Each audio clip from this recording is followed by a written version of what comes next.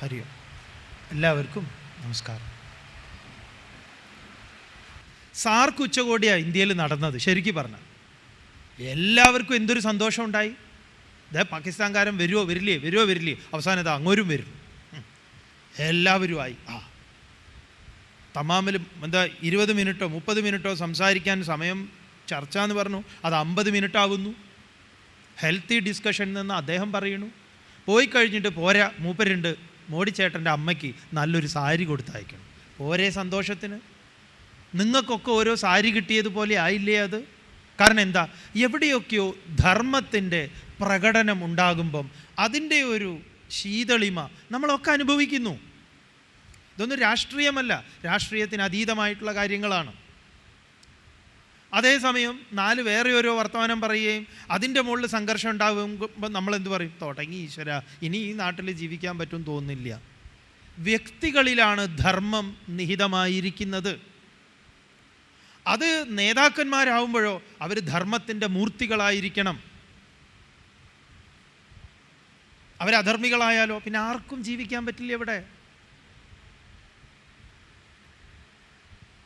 അപ്പം ധർമ്മ സംസ്ഥാപനം എന്ന് പറഞ്ഞാൽ ഭഗവത്ഗീതയിൽ പറയുന്ന ശ്ലോകവും ഈ ശ്ലോകങ്ങളെല്ലാം തന്നെ ഇങ്ങനെയാണ്. അതിനെ വ്യാഖ്യാനം ചെയ്ത് ദുർവ്യാഖ്യാനം ചെയ്ത് ഇങ്ങനെ നശിപ്പിച്ച് നാടൻ ഭാഷയെ പറഞ്ഞാൽ നാരായണക്കല്ലെടുപ്പിച്ചിരിക്കും. അതിൽ നമ്മളെപ്പോലുള്ള ആളുകൾക്ക് ഉത്തരവാദിത്വമുണ്ട്. അത് അവരതിനെ വ്യാഖ്യാനം ചെയ്യുന്നത്, അവരതിനെ മനസ്സിലാക്കിയതിൻ്റെ കുഴപ്പമാണ്. ഒന്നുകിൽ അവർക്ക് ഇതിൽ ആഴത്തിലുള്ള അറിവുണ്ടാവില്ല. 2, സമൂഹത്തിൻ്റെ നന്മയാണ് ഈ ധർമ്മശാസ്ത്രങ്ങളുടെ ആത്യന്തികമായ ലക്ഷ്യമെന്ന പ്രധാനമായ ആ ഉദ്ദേശത്തെ അവർ പാടെ വിസ്മരിച്ചിരിക്കുന്നു. അത് അവരുടെ അജ്ഞാനമാണ്. മനസ്സിലാവുന്നുണ്ട്? സംശയം ക്ലിയറായോ? ഇല്ലേ? അല്ല, ചോദിച്ച ആളോടാ ചോദിച്ചത്? ഇല്ല, പറയൂ, അത് പറയൂ. ഒരു വെറുതെ ഒരു തലയാട്ടലാണല്ലോ. സ്വാമി പറഞ്ഞു പോയിക്കോ, പാവം, ഞാനായിട്ട് എന്തിനാ? അതാണോ? പറയൂ അമ്മ, സംശയം ക്ലിയറായോ? ഇത് സ്വാമി പറയുന്നത് സ്വാമിയുടെ വ്യാഖ്യാനമല്ല, സ്വാമിയുടെ വ്യാഖ്യാനമല്ല ഇത് സംസ്കൃത ശ്ലോകം കൃത്യമായി സ്വാമി വ്യാഖ്യാനം ചെയ്തു. മറ്റതൊക്കെ ദുർവ്യാഖ്യാനമാണ്. ആത്മൻ ശബ്ദത്തിന് കുതിരപ്പുറത്ത് വാളെടുത്ത് വന്നവൻ എന്നല്ല, ആത്മൻ ശബ്ദത്തിന് പുറത്തു നിന്നുള്ളൊരു ഇടപെടൽ എന്നല്ല. എവിടെ ധർമ്മത്തിന് ഗ്ലാനി ഉണ്ടാകുന്നു? നോക്കൂ, ഞാനൊരു അധർമ്മം ചെയ്താൽ ആ അധർമ്മത്തെ മറ്റൊരാൾ എന്നെ ശിക്ഷിക്കുമ്പം ആ സമൂഹ ജീവി എന്ന നിലയിൽ പോലീസ്, കോടതി ഇതൊക്കെ അനിവാര്യമായിട്ടുള്ള ഒന്നാണ്. പക്ഷെ അതിലൊക്കെ ഉപരി ജയിലിലാക്കുന്ന എന്തിനാ നമ്മളെ? നമുക്ക് അവിടുന്ന് വീണ്ടും വിചാരം വന്ന് ധർമ്മത്തിലേക്ക് നമ്മൾ വരാനാണ്. അതുകൊണ്ടാണല്ലോ ജയിലിൽ നല്ല നടപ്പിന് അവിടെ ഒരു മാർക്കുണ്ട്. ആ നല്ല നടപ്പിനനുസരിച്ച് നമ്മളെ വീണ്ടും തുറന്നു വിടും. അപ്പം അവനൊരു സമയം കിട്ടുകയാണ്, സാവകാശം കിട്ടുകയാണ്. എന്താ അത് ക്ലിയർ ആയിട്ടില്ല? വെറുതെ തലയാട്ടരുത്. കാരണം നിങ്ങൾ പഠിച്ചു വെച്ചത്, ചിലപ്പോൾ അമ്മ പഠിച്ചു വെച്ചത് നേരെ തലകീഴായിട്ടാണ്. അതുകൊണ്ടാണ്. ഗീത എടുത്ത് നോക്കിക്കോളൂ. ശരി, നമുക്ക് ഇതിലേക്ക് പോവാം, മുന്നോട്ടേക്ക് പോവാം. പറഞ്ഞതിൽ എന്തെങ്കിലും നിങ്ങൾക്ക് കൂടുതൽ ക്ലാരിഫിക്കേഷൻ വേണമെങ്കിൽ സ്വാമിയോട് ഇപ്പം ചോദിക്കണം. ഇപ്പം പറഞ്ഞാൽ നിങ്ങൾക്കത് മനസ്സിലാവും. കാര്യം വളരെ സിമ്പിളാണ്, അത്ര കോംപ്ലിക്കേഷൻ ഒന്നുമില്ല. പക്ഷേ ആ കോംപ്ലിക്കേറ്റഡ് ആയിട്ടാണ് നമ്മൾ മനസ്സിലാക്കിയത്.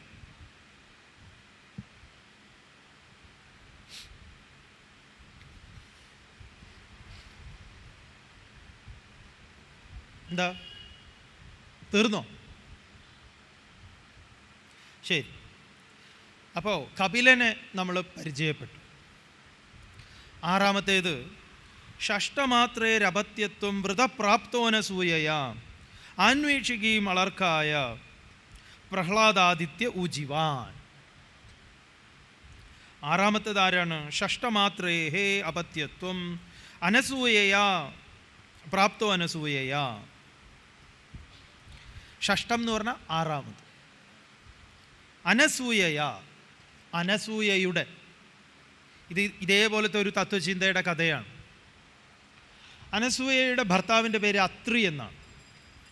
അത്രിയുടെയും അനസൂയയുടെയും പുത്രനായി ദത്താത്രേയൻ അവതരിക്കും.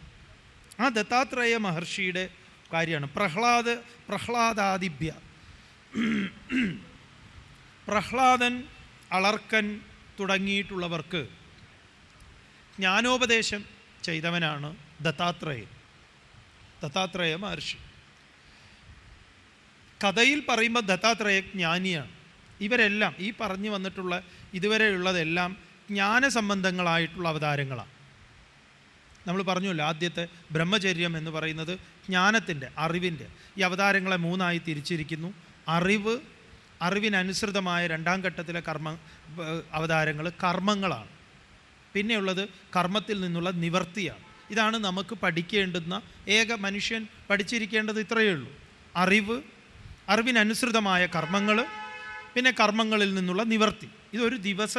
ഒരു ദിവസമാണ് നമ്മുടെ ഒരു ജീവിതം, മൊത്തത്തിലുള്ള ജീവിതം ഒരു ദിവസമാണ്. അതിൻ്റെ ഒരു മിനിയേച്ചർ ഫോം എന്ന് പറയുന്നത് ഒരു ദിവസമാണ്, ഒരു ദിനമാണ്. ആ ദിനത്തിൽ നമ്മൾ രാവിലെ ആകുമ്പം ഉണരുന്നു.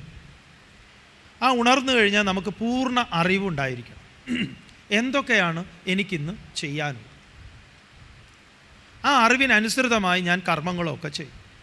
അത് കഴിഞ്ഞാലോ ഞാൻ കർമ്മങ്ങളിൽ നിന്നെല്ലാം വിരമിക്കുന്നു. ഇതാണ് വലിയൊരു നമ്മുടെ ജീവിതത്തിൻ്റെ ആകത്തുകയാണിത്. ജ്ഞാനം, കർമ്മം, വിരമിക്കൽ, നിവർത്തി. ഇത്രയേ ഉള്ളൂ. ഇതിനെയാണ് ഇവിടെ അവതാരങ്ങളായിട്ട് നമ്മൾ കണ്ടുകൊണ്ടിരിക്കുന്നത്, കാണാൻ പോകുന്നത്. അപ്പോൾ ആറാമത്തേത് ഷഷ്ടമാത്രേഹേ അപത്യത്വം പ്രാപ്തോ അനസൂയയാ. അനസൂയയുടെയും അത്രിയുടെയും പുത്രനായി ദത്താത്രേയൻ അവതരിക്കും. ആരെ ഈ ദത്താത്രേയൻ? അത്രി എന്ന് പറഞ്ഞാൽ എന്ന് പറഞ്ഞാൽ നിഷേധമാണ്. എന്ന് പറഞ്ഞാൽ ഒഴിഞ്ഞത്, ഇല്ലാത്തത്, പോയത്. സന്ദർഭത്തിനനുസരിച്ചാണ് ശബ്ദം എടുക്കേണ്ടത്. അത്രി എന്ന് പറഞ്ഞാൽ ആരിൽ ത്രിത്വം ഇല്ലയോ അവൻ അത്രി. ത്രിത്വം എന്ന് പറഞ്ഞാൽ എന്താ? ത്രിഗുണങ്ങളാണ്. ത്രിഗുണങ്ങളാണ് ഈ പ്രകൃതി വേദാന്ത ഭാഷയിൽ. ത്രിഗുണം എന്ന് പറഞ്ഞാൽ സത്വം, രജസ്, തമസ്. അപ്പോൾ ഈ സത്വരജ തമോ ഗുണങ്ങളിൽ പെടാത്തവൻ, അവന് വേദാന്തത്തിൽ ഒരു പേര് പറയും, ത്രിഗുണാതീതൻ എന്ന് പറയും. ത്രിഗുണാതീതൻ, ഗുണങ്ങളെ അതിവർത്തിച്ചവൻ, നിസ്ത്രൈഗുണ്യൻ. ഗീതയിൽ പറയുന്ന വാക്കാണ്. അർജുന നിസ്ത്രൈഗുണ്യോ ഭവാർജുന. അല്ലയോ അർജുന, നീ ഗുണങ്ങൾക്ക് അതീതനാകും. എന്താ ഈ ഗുണാതീതൻ എന്ന് പറഞ്ഞാൽ? എന്താ ഈ പ്രകൃതി എന്ന് പറഞ്ഞാൽ? പ്രകൃതി എന്ന് പറഞ്ഞാൽ ഇതാണ്, ഈ സത്വം, രജസ്, തമസ് ആണ്. ഈ സത്വരജ തമോ ഗുണം എന്ന് പറഞ്ഞാൽ ദ്വന്ദ്വങ്ങളുടെ ആകത്തുകയാണ്. ദ്വന്ദ്വങ്ങൾ എന്ന് പറഞ്ഞാൽ വിപരീതങ്ങൾ.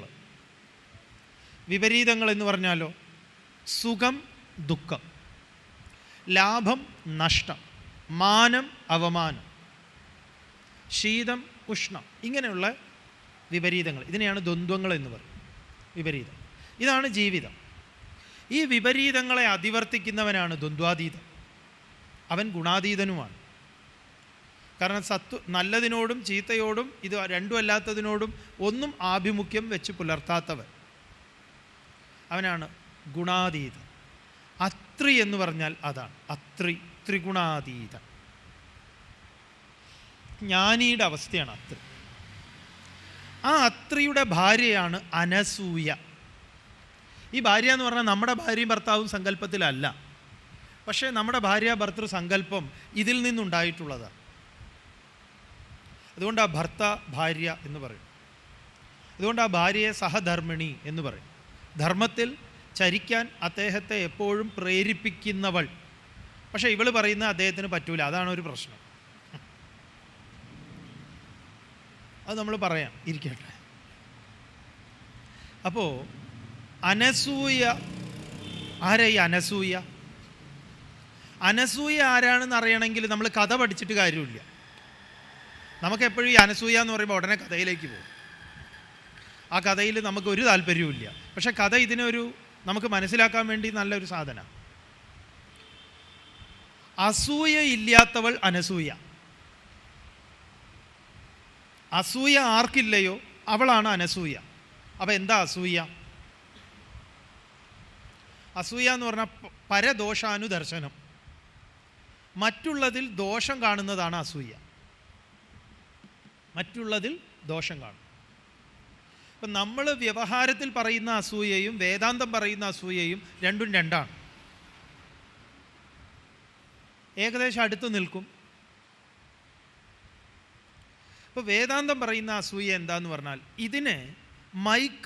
ഇത് മൈക്കാണ് എന്ന് സത്യമായി ഒരുവൻ കരുതുന്നത് അസൂയയാണ് എന്ന് പറഞ്ഞാൽ ഈ മൈക്കിൽ ദോഷത്തെ ദർശിക്കുന്നു ഈ വസ്തുവിൽ. ഇത് കുറച്ച് ഒരു ചെറിയൊരു എന്താ പറയുക, ഒരു സട്ടിലായിട്ടുള്ള ഒരു പോയിൻ്റാണ്. ശ്രദ്ധിച്ചാൽ മതി, മനസ്സിലാക്കാവുന്നതേ. അതിൽ നിന്ന് തന്നെയാണ് നമ്മൾ അസൂയയെ രൂപപ്പെടുത്തിയെടുത്തത്. നമ്മൾ വ്യവഹരിക്കുന്ന അസൂയ. നമ്മളിപ്പോൾ പറയുക എന്താ, ഒരാൾ നന്നായി വസ്ത്രം ചെയ്തിരിക്കുന്നു, നല്ല വസ്ത്രധാരണം, നല്ലൊരു സാരി, നന്നായിട്ടുണ്ട്. ശരിക്കും പറഞ്ഞാൽ അവരെ കാണാൻ നല്ല രസമുണ്ട്. അപ്പം നമ്മൾ പറയുക ഒരു രസമില്ല. അപ്പോൾ അവർ പറയും അവൾക്ക് അസൂയ, അതുകൊണ്ട് തന്നെയാണ് അങ്ങനെ പറയും, അല്ലേ? അതെ അതെ അതെ, ഒരു കുഴപ്പമില്ല, വളരെ നന്നായിട്ടുണ്ട്. പക്ഷേ ആ സ്ത്രീ അങ്ങനെയാണ്, അല്ലെങ്കിൽ അയാൾ അങ്ങനെയാണ്. എല്ലാവരുടെയും കുറ്റം മാത്രമേ പറയൂ. അങ്ങനെ പറയുമ്പോഴാണ് നമ്മൾ അസൂയ എന്ന് പറയും, അല്ലേ? ഇത് നമ്മുടെ വ്യവഹാരത്തിലെ അസൂയ. വേദാന്തത്തിലെ അസൂയ എന്താണ്? ഇതിൻ്റെ സദ്ഭാവത്തെ മറക്കുകയും ഇതിൻ്റെ ശരിയായ ഉണ്മയെ വിസ്മരിക്കുകയും നാമരൂപാധി സത്യമെന്ന് കരുതുകയും ചെയ്യുന്നത് അസൂയ. ഇത് വാസ്തവത്തിൽ ഇതെന്താണ്? ഇന്നലെ പറഞ്ഞുവല്ലോ, ഇത് ബ്രഹ്മമാണ്, ഈശ്വരനാണ്, മൈക്കേശ്വരനാണ്. ഈശ്വരൻ സൈലൻ്റാണ്. ഇത് ഈശ്വരനാണെന്ന് അറിഞ്ഞുകൊണ്ട് ഇത് മൈക്ക് എന്ന് വ്യവഹരിക്കുന്നതിൽ തെറ്റില്ല. അപ്പം നമുക്ക് എന്തില്ല? അസൂയയില്ല. ശരിക്കും ഈ അസൂയ ഒഴിയാനുള്ള ഒരേ ഒരു വഴി സർവത്ര ബ്രഹ്മദർശനമാണ്. ബ്രഹ്മദർശനത്തിലെ അസൂയ ഒഴിയുള്ളൂ. അപ്പം അനസൂയ എന്ന് പറഞ്ഞാൽ ദോഷം ദർശിക്കാത്തവൾ. ദോഷം ദർശിക്കാത്തവൾ എന്ന് പറയുമ്പം നാമരൂപാദികൾ സത്യമെന്ന് കരുതാത്തതാരോ അവൾ. അതൊരു സ്ത്രൈണഭാവം നൽകി ഒരു സ്ത്രീയായി സങ്കല്പിച്ചു എന്നേ ഉള്ളൂ. അത്രിയുടെ കൂടെ നിൽക്കുന്നത് എന്തുകൊണ്ട് അത്രി? ഈ ഗുണം അത്രിയിൽ ചേർന്ന് നിൽക്കുന്നു, അതുകൊണ്ട് അത്രി. അസൂയ ഒഴിഞ്ഞ ഭാവമുള്ളതുകൊണ്ട് അങ്ങനെ അസൂയ ഒഴിഞ്ഞ ഭാവത്തോടു കൂടി നിൽക്കുകയാണ്. അതാണ് നമുക്ക് അടുത്തതായിട്ടുണ്ടായിരിക്കേണ്ടത്, അത്രി. അപ്പോൾ ആ അത്രിയുടെയും അനസൂയയുടെയും ദാമ്പത്യത്തിൽ നിന്ന് ഒരു സന്തതി ഉണ്ടാവും. ആ സന്തതിയുടെ പേരാണ് ദത്താത്രേയൻ. അപ്പോൾ ഈ ദത്താത്രേയൻ ജനിക്കുന്നതിനൊരു കഥയുണ്ട്. എന്താ കഥ? ഇവർക്ക് കുട്ടികളില്ലായിരുന്നു. ഇവർ പ്രാർത്ഥിച്ചപ്പോൾ 3 പേരും വന്നു. ആരൊക്കെയാണ്? 3 ആൾ, ബ്രഹ്മാവും വിഷ്ണുവും മഹേശ്വരനും. പോരെ? 3 ഡിപ്പാർട്ട്മെൻറ്റിൻ്റെ ഹെഡാണ്. ഇനി ഇതിൻ്റെ മുകളിലേക്ക് വേറെ ആൾക്കാരില്ല. കരസേനയും വായുസേനയും നാവികസേനയും എല്ലാ സേനയും കൂടെ വന്നു കഴിഞ്ഞാൽ എങ്ങനെ ഉണ്ടാവും? പിന്നെ യുദ്ധം റെഡിയാണ് എന്ന പോലെ ആ ഡിപ്പാർട്ട്മെൻറ്റിൻ്റെ ഹെഡ്സാണ്. അവരൊക്കെ എത്തി. 3 പേരും കൂടെ അനുഗ്രഹിച്ചപ്പോൾ കിട്ടിയതാണ് ദത്താത്രേയം. ദത്തം എന്ന് പറഞ്ഞാൽ നൽകപ്പെട്ടത്, ത്രയം എന്ന് പറഞ്ഞാൽ 3. അപ്പോൾ ഈ 3 പേരിൽ നിന്ന്, 3 പേരുടെ അനുഗ്രഹത്തിൽ നിന്ന് എന്ന് പറഞ്ഞാൽ എന്താ? തത്വചിന്ത ചെയ്യാത്തിടത്തോളം ഈ കഥകളൊക്കെ നമ്മളെ സംബന്ധിച്ച് വെറും നേരം പോക്കാം. ആരാ ഈ 3 പേര്? ബ്രഹ്മ എന്ന് പറഞ്ഞു കഴിഞ്ഞാൽ സൃഷ്ടിയാണ്, ഉണ്ടാവുക. വിഷ്ണു നിലനിൽപ്പാണ്, നിലനിൽക്കുക. ശിവൻ എന്ന് പറയുന്നത്, മഹേശ്വരൻ എന്ന് പറഞ്ഞാൽ ഉപസംഹാരം. ഈ പ്രപഞ്ചം എന്ന് പറയുന്ന ഈ 3 പേരാണ്. ഉണ്ടാകുന്നു, നിലനിൽക്കുന്നു, ഇല്ലാതെയാകുന്നു. വാസ്തവത്തിൽ ഒന്നും ഉണ്ടാവുന്നില്ല, ഒന്നും ഇല്ലാതെ ആവുന്നില്ല. വേറൊരു രഹസ്യം. ഉണ്ടായി എന്ന് തോന്നുന്നു, ഇല്ലാതെയായി എന്ന് തോന്നുന്നു. ഉള്ളതിന് ഇല്ലായ്മയോ ഇല്ലായ്മയ്ക്ക് ഉണ്മയോ എന്നൊന്നില്ല എന്നറിഞ്ഞു വേണം ഇതാദ്യം മനസ്സിലാക്കാൻ. അപ്പോൾ ഈ 3-ൽ നിന്ന് ദത്തം നൽകപ്പെട്ടതാണ് ദത്താത്രേയൻ. ദത്താത്രേയൻ എന്ന് പറഞ്ഞാൽ ഇതിൻ്റെ ക്രീമായിട്ടുള്ള സാധന. അത്രിയുടെയും അനസൂയയുടെയും സന്താനം. ഇങ്ങനെയുള്ള അനുഗ്രഹത്തിൽ നിന്ന് എന്ന് പറഞ്ഞാൽ ദത്താത്രേയൻ ഇതാ ഇങ്ങനെ ഇരിക്കും. ഇതാണ് ചിന്മുദ്ര, ദത്താത്രേയൻ്റെ മുദ്രയായത്. ഇതെന്താണ്? ഇതാണ് ത്രിഗുണം, സത്വം, രജസ്, തമസ്. ഇതോ ജീവൻ. ഈ ഞാൻ ജീവൻ ത്രിഗുണങ്ങളിൽ നിന്നകന്ന് ഇത് ബ്രഹ്മത്തെ പ്രതിനിധാനം ചെയ്യും. അതാണ് ചിന്മുദ്ര. ഇതാണ് ചിന്മുദ്ര. കണ്ടിട്ടില്ലേ? അയ്യപ്പനൊക്കെ ഈ മുദ്രയിലാണ്. കോട്ടയത്ത് തിരുവല്ലയിൽ ചിലർ പറയുന്ന ഇതിനെ മൂക്കുപ്പൊടി മുദ്ര എന്നാണ്. മൂക്കുപ്പൊടി എടുത്ത് ഇങ്ങനെ പിടിച്ചിരിക്കുകയാണ്. നിങ്ങൾ എന്ത് മുദ്ര എന്ന് വേണമെങ്കിൽ പറഞ്ഞോളൂ. അപ്പോൾ ത്രിഗുണാത്മികയാണ് പ്രകൃതി. ആ ത്രിഗുണങ്ങളിൽ നിന്ന് ജീവൻ അകലുന്നു, ബ്രഹ്മവുമായി ചേരുന്നു. ആണ് ചിന്മുദ്ര എന്ന് പറയുന്നത്. ആ ത്രിഗുണാതീതനാണ് ആര്? ദത്താത്രേയൻ. ഈ തപസ്സിൽ നിന്ന് നമുക്ക് തെളിഞ്ഞു കിട്ടേണ്ടത് ഇതാണ് ജ്ഞാനസംബന്ധമായ ഇതിൻ്റെ അവസാനത്തെ ഏറ്റവും പരമപ്രധാനമായിട്ടുള്ള അവതാരം ദത്താത്രേയ മഹർഷി എന്ന് പറഞ്ഞാൽ ഈ ഒരു ദത്താത്രേയനെ നമ്മളിൽ സ്ഫുടം ചെയ്ത് നാം എടുക്കണം. ജ്ഞാനമാണ്, അറിവാണ്. ഇത്രയായി കഴിഞ്ഞാലോ നമ്മൾ പാസ്സായി, ക്വാളിഫൈഡായി, എൻട്രൻസ് പാസ്സായി. എന്തിന്? ജീവിക്കാനുള്ള എൻട്രൻസ് പാസ്സായി. പിന്നെ അടുത്തത് നമ്മുടെ കർമ്മ ഭൂമികയിലേക്ക് നമ്മളിതാ വരുന്നു. അവിടെയാണ് 7ാമത്തെ അവതാരം. 6ാമത്തെ അവതാരം മനസ്സിലായി എന്ന് കരുതുന്നു? ഇല്ല. ദത്താത്രേയൻ അത്രിയുടെയും അനസൂയയുടെയും പുത്രൻ. അത്രി എന്ന് പറഞ്ഞാൽ ത്രിത്വം ഒഴിഞ്ഞവൻ. സത്വം, രജസ്, തമസ്, ഇതാണ് ത്രിഗുണങ്ങൾ. ആ ത്രിഗുണങ്ങളെയൊക്കെ പഠിക്കണമെങ്കിൽ അവിടെയൊക്കെ CD ഒക്കെ ഉണ്ട് കുറേ. അതൊക്കെ മാക്സിമം മേടിച്ച് വീട്ടിൽ കൊണ്ടുവച്ച് കേൾക്കൂ. ഈ TV സീരിയലൊക്കെ കാണൽ നിർത്തൂ. ഇതും കഴിഞ്ഞ് നിങ്ങൾ കഥയല്ലത് ജീവിതം കണ്ടാൽ ഇതെല്ലാം പോയി പോകും. പിന്നെ അതാവും.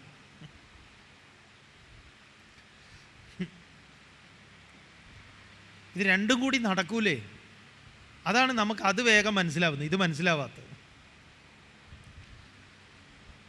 ഈ ശരിയായ മധുരം നമുക്ക് ഇപ്പം തിരിച്ചറിയാത്ത എന്തുകൊണ്ടാണ്? ഈ ബേക്കറിയിലെ മധുരവും ഈ പഞ്ചസാരയൊക്കെ കഴിച്ചിട്ടാണ് പഴങ്ങളുടെ മധുരമൊന്നും നമുക്കറിയാത്തത്.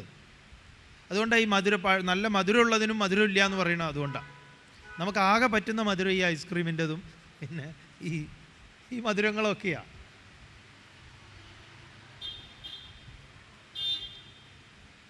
അപ്പോൾ ഇനി നമുക്ക് 7ാമത്തെ പ്രവൃത്തി, ഇനി മുതൽ കർമ്മസംബന്ധമായ അവതാരങ്ങളാണ്. വ്യാസരെ ഇങ്ങനെയാണ് അവതരിപ്പിച്ചത്. സന്ദീപാനന്ദഗിരി തട്ടിക്കൂട്ടി അവിടുന്ന് എടുത്ത് ഇങ്ങനെ വെച്ചതല്ല. പ്രഥമം, ദ്വിതീയം, തൃതീയം, തുരീയം, പഞ്ചമം, ഷഷ്ടം എന്നൊക്കെ പറഞ്ഞുകൊണ്ട് തന്നെയാണ് വ്യാസർ എഴുതിയിട്ടുള്ളത്.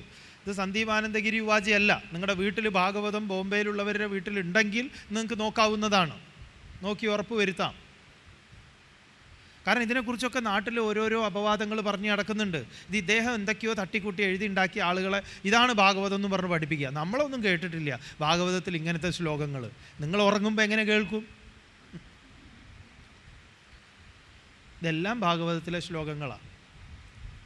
പലരും അത്ഭുതത്തോടു കൂടി ചോദിക്കുന്നത് അങ്ങനെയാണ്. അല്ല, ഈ അവതാരങ്ങൾ ഇങ്ങനെയാണോ പറഞ്ഞത്? അങ്ങനെയല്ലല്ലോ പറഞ്ഞത്. ഒന്നാമത്തെ ദിവസം ഇത്ര അവതാരങ്ങളല്ലേ ഉണ്ടാവുള്ളൂ, പിന്നെ 2 ദിവസം കഴിഞ്ഞിട്ടല്ലേ മറ്റേ അവതാരം വരുന്നത്, അവസാനത്തെ ദിവസമല്ലേ ഇന്ന് അവതാരം വരുന്നത്. അപ്പോൾ ഇതെങ്ങനെയാണ് ഇദ്ദേഹം ഇങ്ങനെ ഈ അവതാരങ്ങളെ കൊണ്ടുവന്നത്? അതാണ് എൻ്റെ സംശയം. കാരണം കഴിഞ്ഞ കുറേ വർഷമായിട്ട് ഞാൻ ഭാഗവതം കേൾക്കുന്നതാണ്. എനിക്കിപ്പോൾ കൺഫ്യൂഷൻ അതാണ്. എന്തുകൊണ്ട് നിങ്ങൾക്ക് കൺഫ്യൂഷൻ? നിങ്ങളിത് കേട്ടതിൻ്റെ കുഴപ്പമാണ്, അല്ലാതെ ഇപ്പം എന്താ?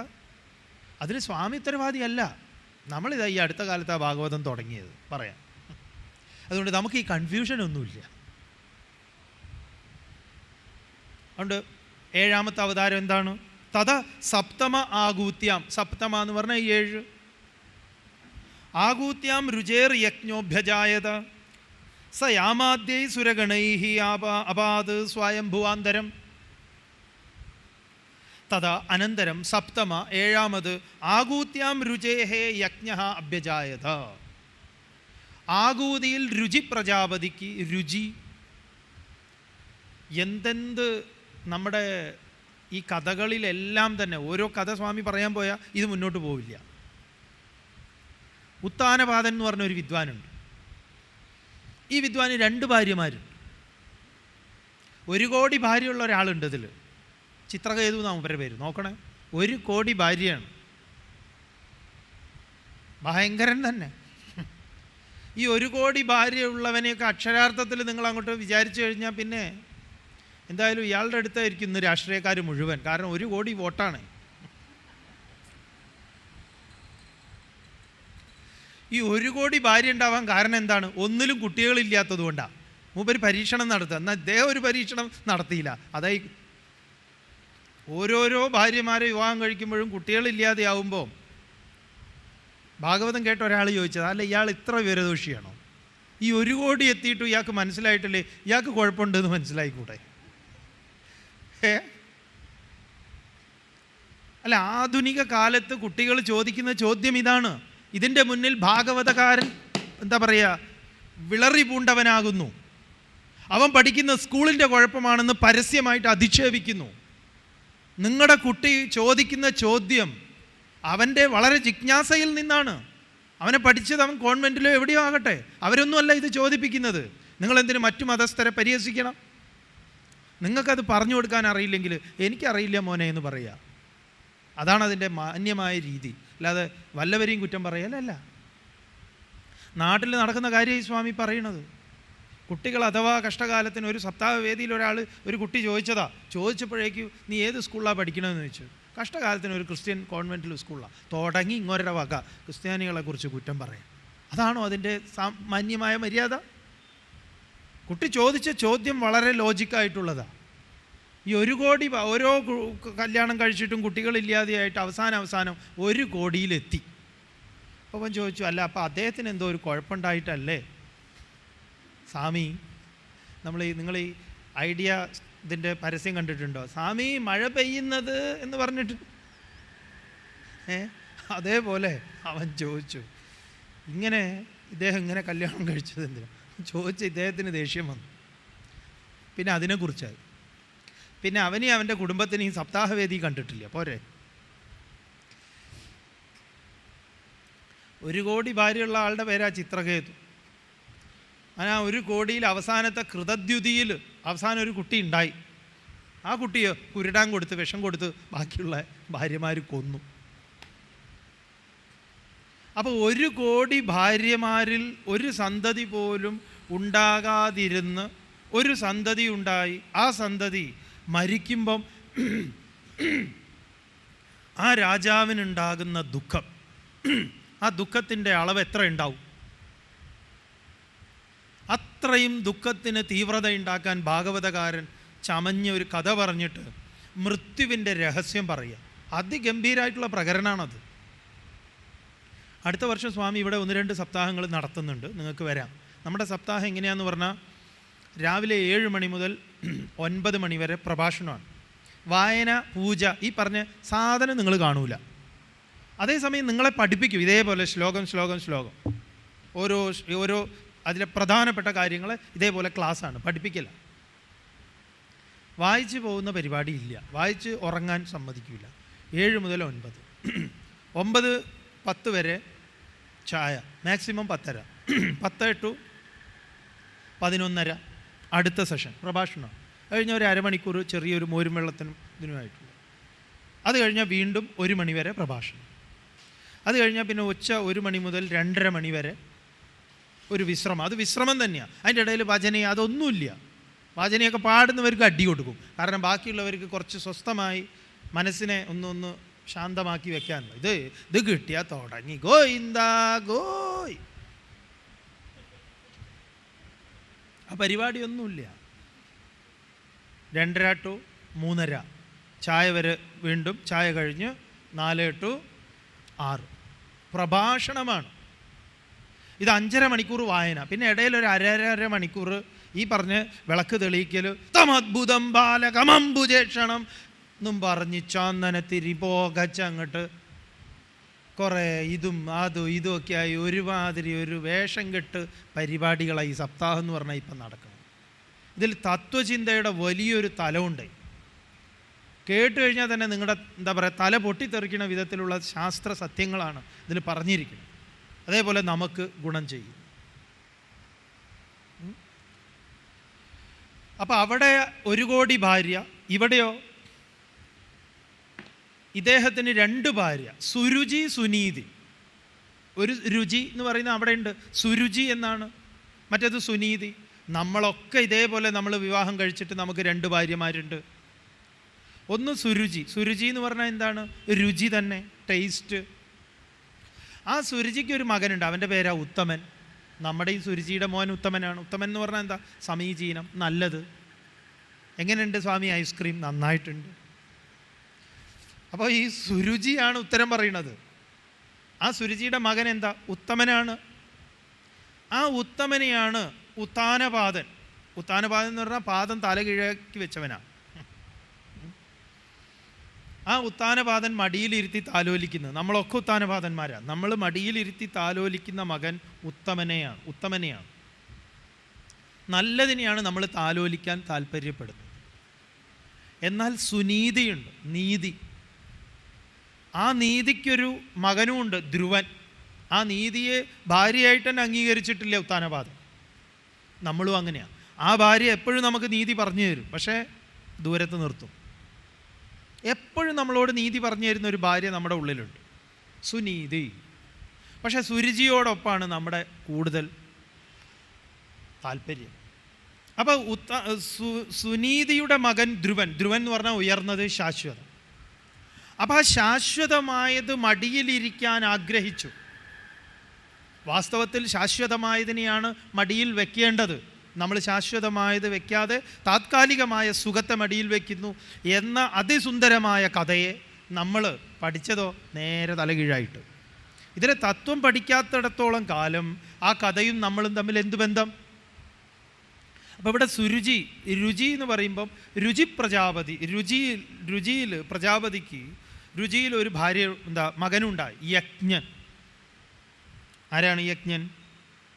രുചി പ്രജാപതിയിൽ ആകൂതിയെ വിവാഹം കഴിച്ച് രുചി പ്രജാപതിയാണ്. ആകൂതി, ദേവഹൂതി, പ്രസൂതി. ആകൂതി ആഹ്വാനം ചെയ്യപ്പെട്ടത് ആരാൽ? ദേവഹൂതി ദേവനാൽ ആഹ്വാനം ചെയ്യപ്പെട്ടത്. പ്രസൂതി പ്രസവിക്കുന്നത്. പ്രസവം എന്ന് പറഞ്ഞാൽ എല്ലാം പ്രസവം തന്നെയാണ്. നമ്മുടെ പ്രസവം മാത്രമല്ല, വാക്കുകൾ പ്രസവങ്ങളാണ്, എല്ലാം ചിന്തകൾ, കർമ്മങ്ങൾ. അപ്പോൾ ഈ രുചി പ്രജാപതിയുടെ ആകൂതിയിൽ ജനിച്ച പുത്രനാണ് യജ്ഞൻ. എന്താ യജ്ഞം എന്ന് പറഞ്ഞാൽ? യജ്ഞം എന്ന് പറഞ്ഞാൽ കർമ്മങ്ങളാണ്. ഇനി ഇവിടുന്ന് അങ്ങോട്ട് യജ്ഞമാണ് പറയുന്നത്. ഇതൊരു യജ്ഞമാണ്. എന്ത് യജ്ഞം? ജ്ഞാനയജ്ഞം. അപ്പം ഇവിടെ നിന്ന് അങ്ങോട്ടുള്ള അവതാരങ്ങളെല്ലാം ജ്ഞാനസംബന്ധങ്ങളായ അവതാരങ്ങൾ. ഇനി യജ്ഞഭാവത്തോടു കൂടിയിട്ടുള്ള കർമ്മങ്ങളെയാണ്. അപ്പം യജ്ഞം എന്ന് പറയുമ്പം പലതും ചേർന്ന് ചെയ്യുന്നതാണ് യജ്ഞം. സ്വാമിക്ക് ഇപ്പോൾ സംസാരിക്കാൻ സാധിക്കുന്നത് യജ്ഞമാണ്. എന്താ യജ്ഞം? കഴിച്ച ആഹാരം ദഹിച്ചിരിക്കുന്നു. മറ്റൊരുപാട് പ്രവർത്തനങ്ങളുടെ ആകത്തുകയായിട്ടുള്ള ഒരു സംഭാവനയാണ്. ഒരുപാട് ഘടകങ്ങളുണ്ട് നമ്മുടെ ഓരോ കാര്യങ്ങളിലും. എല്ലാം യജ്ഞമാണ്, യജ്ഞമായിരിക്കണം. അപ്പോൾ ഇത്രയും ഈ 6 വരെ 7 വരെയുള്ളത് ജ്ഞാനസംബന്ധമായിട്ടുള്ള അവതാരം. ആദ്യ ഘട്ടം, നമ്മുടെ 1ാമത്തെ പടി. ഇത് ദിവസവും നമ്മൾ പറഞ്ഞു, അറിവ്, കർമ്മം, നിവർത്തി. ഇതാണ്. അതുകൊണ്ടാണ് ഇതിനെ രാവിലെയും രാത്രിയിലെയും സായം പ്രാതർ ഗൃണൻ ഭക്തിയ ദുഃഖഗ്രാമാത് വിമുച്യതേ എന്ന് അവസാനം പറഞ്ഞത്. നോയിക്കോളൂ. 8ാമത്തെ അവതാരം എന്താണ്? അഷ്ടമേ മേരുദേവ്യാം തു നാഭേർജാത ഉരുക്രമ ദർശയൻ വർമ്മധീരാണാം സർവാശ്രമ നമസ്കൃതം. വളരെ പ്രധാനപ്പെട്ട, എല്ലാ അവതാരങ്ങളും പ്രധാനപ്പെട്ടതാണ്. ഇതാ ഇവിടെ പറയുന്നു, ബ്രഹ്മചര്യം പരിസമാപ്യ ഗൃഹീ ഭവേത്. ബ്രഹ്മചര്യത്തെ പരിസമാപിച്ച് ഗൃഹസ്ഥാശ്രമത്തിലേക്ക് പ്രവേശിക്കുന്ന ആ പ്രവേശികയുടെ സൂചനയായിട്ടുള്ള അവതാരമാണ്. ആരാണ്? മേരുദേവ്യാം തു നാഭേഹേ ജാത.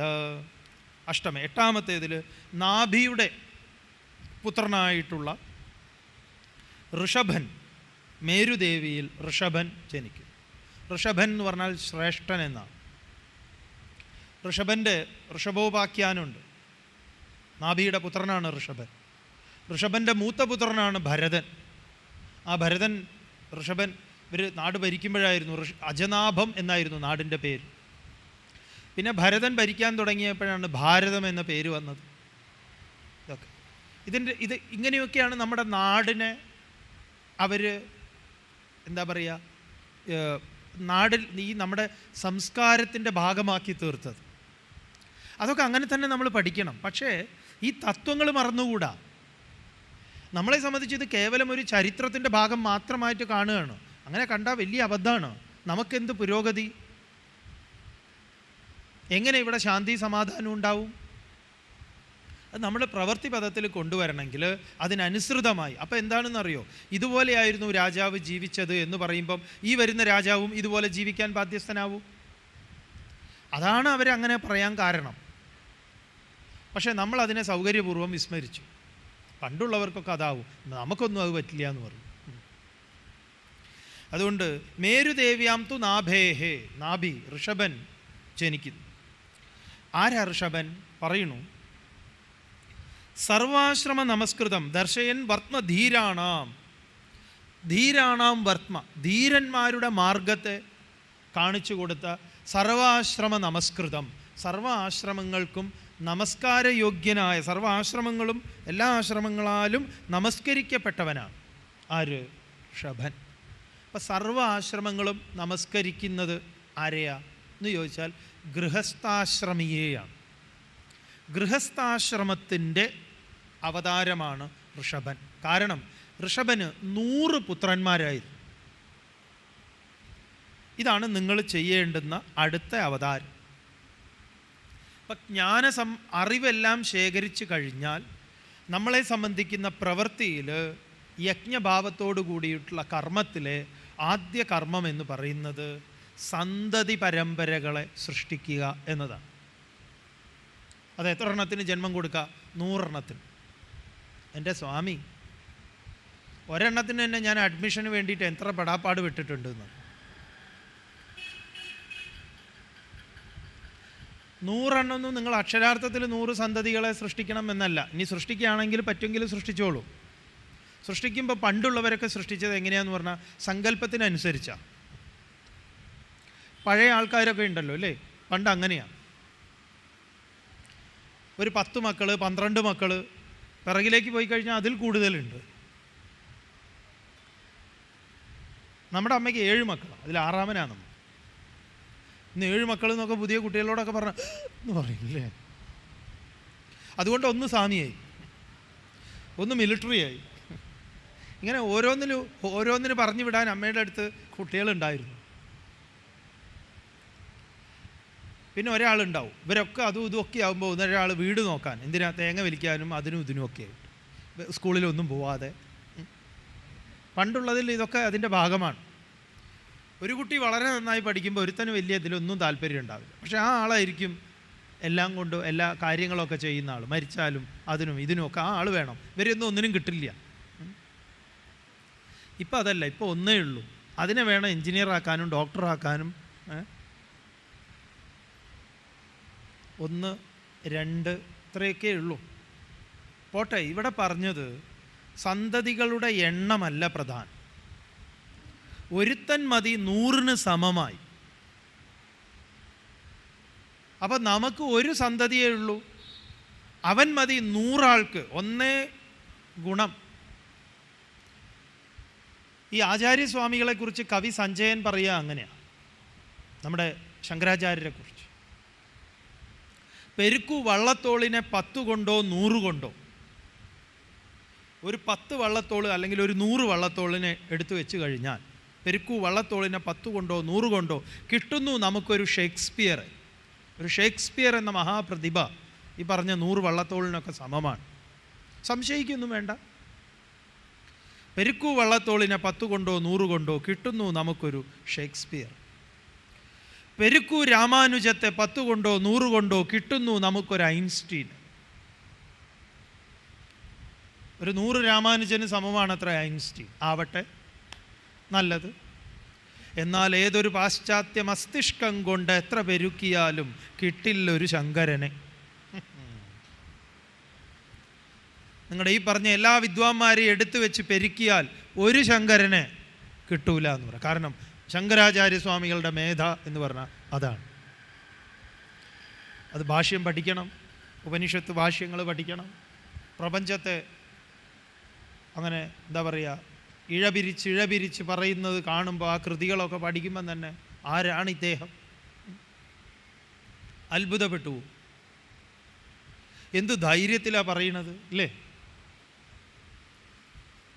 ഇത്രയൊക്കെ പറയണമെങ്കിൽ ധൈര്യം കുറച്ചൊന്നും പോരാ.